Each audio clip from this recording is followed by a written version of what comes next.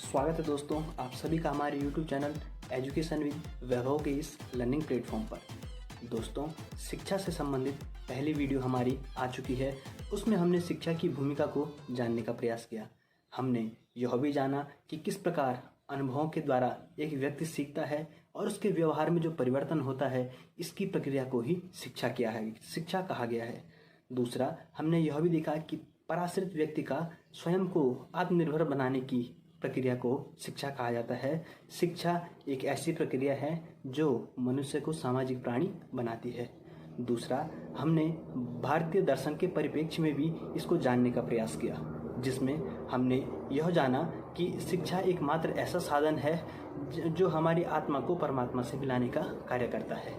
अब आगे दोस्तों हम यह जानेंगे कि ये एजुकेशन जो शब्द है ये कहाँ से आया है और विभिन्न विद्वानों के इस विषय में क्या क्या अपने वक्तव्य हैं।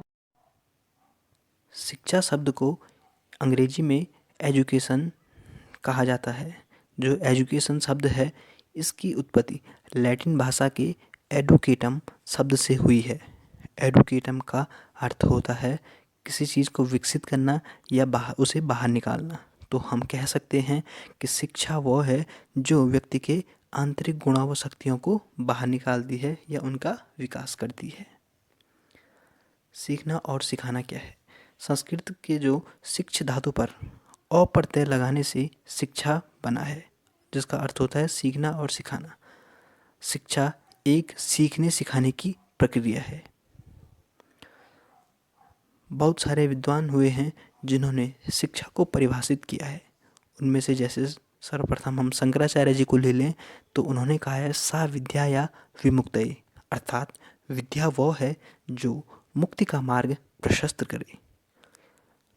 स्वामी विवेकानंद जी ने कहा है मनुष्य की अंतर्निहित पूर्णता को अभिव्यक्त करना ही शिक्षा है।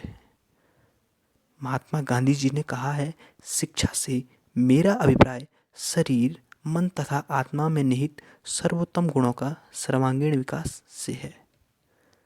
रविन्द्रनाथ टैगोर जी कहते हैं सर्वोत्तम शिक्षा वह है जो संपूर्ण सृष्टि से हमारे जीवन का सामंजस्य स्थापित करती है। प्लेटो का कथन है मनुष्य के शरीर में आत्मा को वह पूर्णता प्रदान करना ही शिक्षा है जिसके कि वह योग्य है।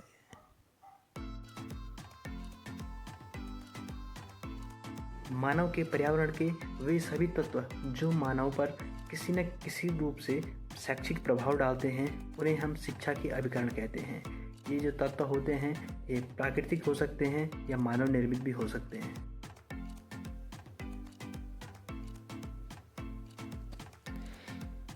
अभिकरण शब्द को अंग्रेजी में एजेंसीज कहा जाता है। एजेंसीज शब्द का उदय एजेंट शब्द से बना है, जिसका अर्थ होता है कार्यकर्ता या वह माध्यम जो किसी कार्य के पूरा होने तक मध्यस्थता का कार्य करता है।